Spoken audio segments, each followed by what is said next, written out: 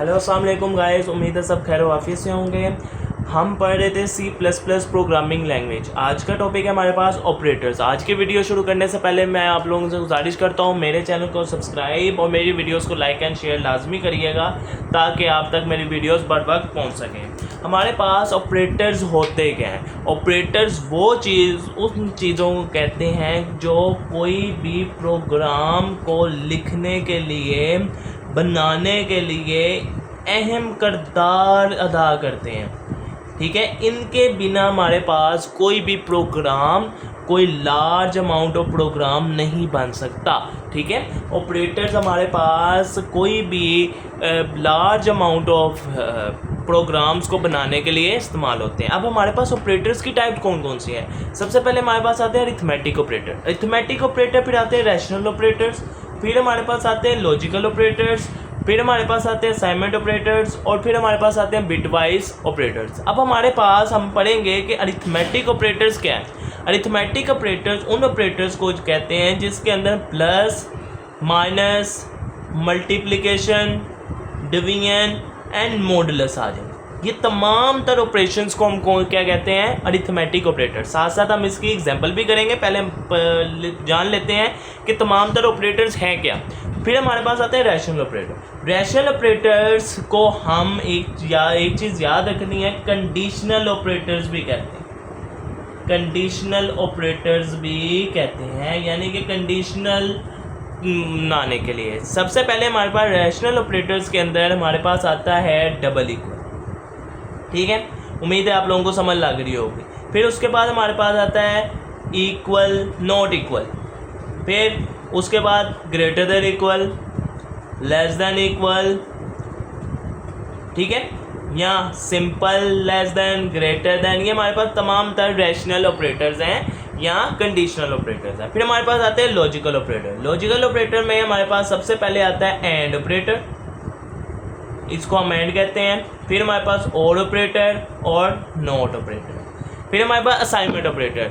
ठीक है, assignment operator क्या होते हैं? कोई भी चीज़ को असाइन करने के लिए, यानी कि इक्वल का साइन हमारे पास असाइनमेंट ऑपरेटर्स के तौर पे इस्तेमाल होता है। फिर हमारे पास आते हैं बिट वाइज, यानी कि अगर हमने सिंपल एक बिट को लिखना हो, उसके अंदर हमने कोई चीज़ को फाइंड आउट करना है, तो हम उसके लिए assignment operator, logical operator and हम एक लॉजिकल ऑपरेटर यूज़ कर सकते हैं।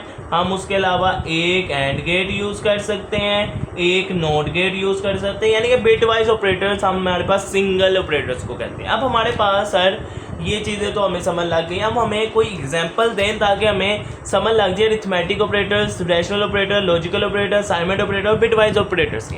अरिथमेटिक ऑपरेटर, यहाँ हमने कोई भी दो चीज़ों को ऐड करना है, ये हमारे पास अरिथमेटिक ऑपरेटर यूज़ हो रहा है। या हमने दो चीज़ों को माइनस करना है, सब्ट्रैक्शन करनी है, या मल्टीप्लिकेशन करनी है, या डिवीजन करनी है, या मॉडुलस लेना है, उसके लिए हमारे पास अरिथमेटिक ऑपरेटर यूज़ हो रहे हैं। ठीक है, फिर हमारे पास आते हैं रैशनल ऑपरेटर्स। जब हमने कोई कंडीशन लगानी हो कि अगर हमारे पास ए की वैल्यू डबल इक्वल बी के होनी चाहिए, यानी कि ए की वैल्यू मस्ट इक्वल बी के होनी चाहिए। इसका क्या मतलब है?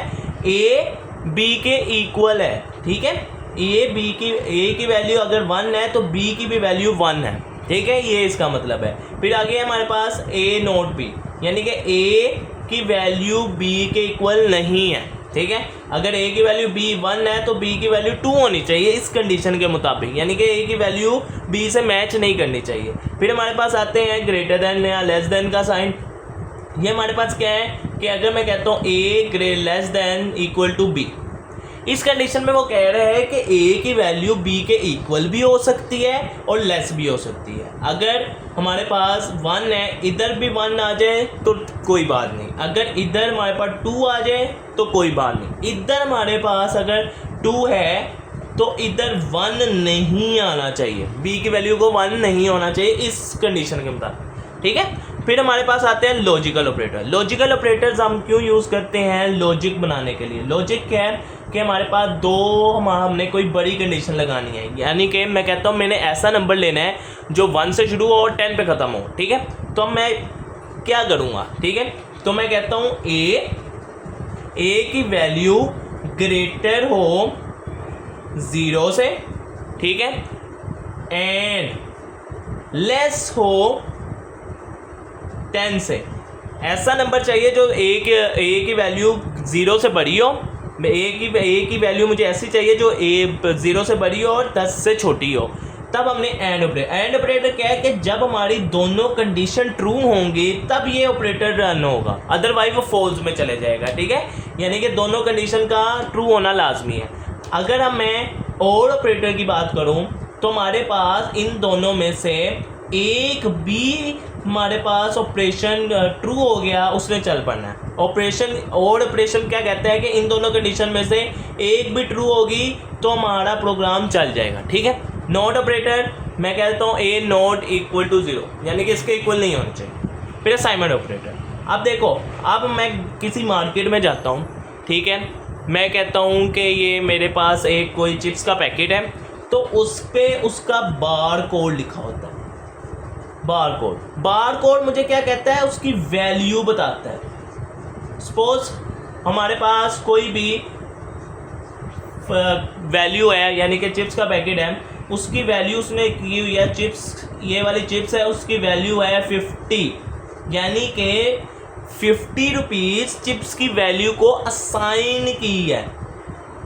Assignment operator equal, single equal is assignment operator, ठीक है।